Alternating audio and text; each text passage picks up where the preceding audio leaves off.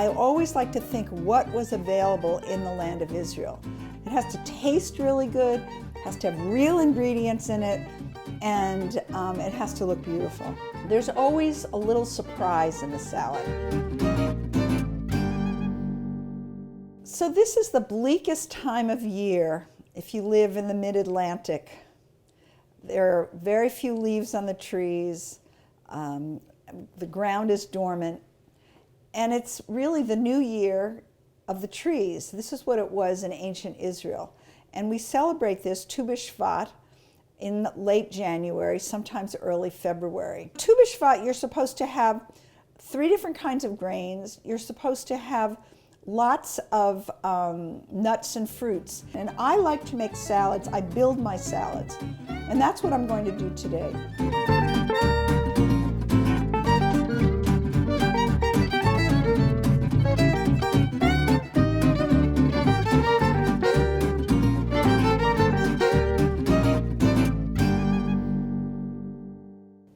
First of all, you can take whatever vinaigrette that you use.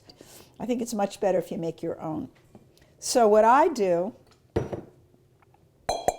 is I take some mustard, put it in here. Now this is 1 garlic, but I don't know if you want to use such a big garlic. Today the garlics are bigger and bigger, and this comes from my garden, so it's pretty big. I would take maybe half of that. I like balsamic vinegar. I also like wine vinegar. This is going to be a big proportion of it, and what I can use for a whole week makes it much easier for me. A little bit of sweetness, some honey. Honey goes with the Bible.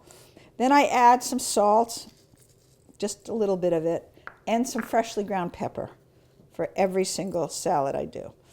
And I stir in the olive oil. Now I use good olive oil for a dressing.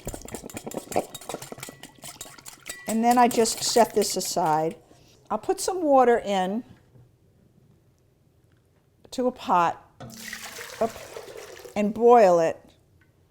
Then I'll put in the wheat berries, put some salt in. So you cook the wheat berries for about an hour until they're sort of soft but chewy. The first thing I'm going to do is take one of the oldest fruits known to mankind, the pomegranate. So I'm going to cut it in half, and this is the way I take out the seeds. Put it in a bowl, and then I peel the core. Don't forget, this is in the category of a fruit that has a hard skin that you can't eat and that you can only eat the seeds. All right, I'm going to show you. So here it is. Then I just drain them, and I have them. I keep them out for salads, for snacks, to top, for color, just whatever I need. So now is another thing that I do. And I learned this a long time ago from a really good chef. When you're using oranges, you don't want to see the white pith. So what you do is you put the knife down and you make sure there's no pith showing.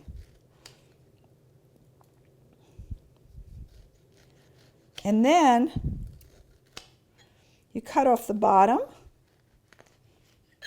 and the top. So instead of cutting the segments, you cut in between the segments. So you go like this and this, and here you have it. So then, and I like using a navel orange. You want to get rid of some of this. So it's in between. It's never, if you cut it at the segment, then you're going to see segments, and that's not what you want. It's very easy. And here, of course, is an avocado, which was not in ancient Israel. And I cut it.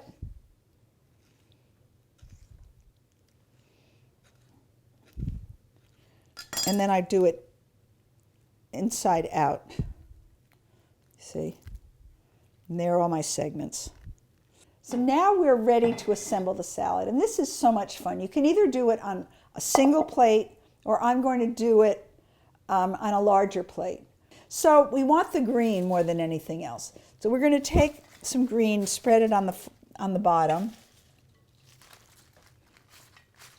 And then take some of our wheat berries, and you might want to do a hump of them inside. And then people can, as they mix the salad, they can change it or do whatever way you want. I like to put a little bit of red onion, sprinkle that on the side. So I'll take some of these olives and I'll spread them around. For color, I'll add, and also these are fruit trees of Israel. I'll put some oranges, and then I'll take some avocado and put them around. I love avocado. I think people really like avocado. It's good for you, and it really reminds me of modern Israel. I'll take some scallion, if I have that, sprinkle it around. Take some grapes, if I have that. Probably cut them in half because it's a lot. These grapes are so big today that it's better. And think about different colors. It's getting there. It looks pretty. I take pecans because it's America, but I would take almonds, blanched almonds. What I do is I toast them for about 5 minutes in a 350-degree oven so they're toasty, and then I'll sprinkle them around. You can have almonds. You can also have pistachio nuts. And then figs, again, fig trees, dried figs. One of the really, and you had to really dry figs quickly. Dates. I mean, what's more delicious than dates in a salad? And it doesn't matter how much. Just think about how many people you have and how many things they want to eat. Sprinkle it with pomegranates. It looks really pretty. Sometimes I add a little bit more of the green on top. Before I serve it, I'll add just a little bit of vinegar. Just a little bit. Not a lot, because I don't think people like that much. And then I might put a bowl next to it for those people who really want it to eat it. And I also like to toss it 13 times, as some of you who've been watching me know, because then you'll get married. And there we have it. It's really a delicious salad.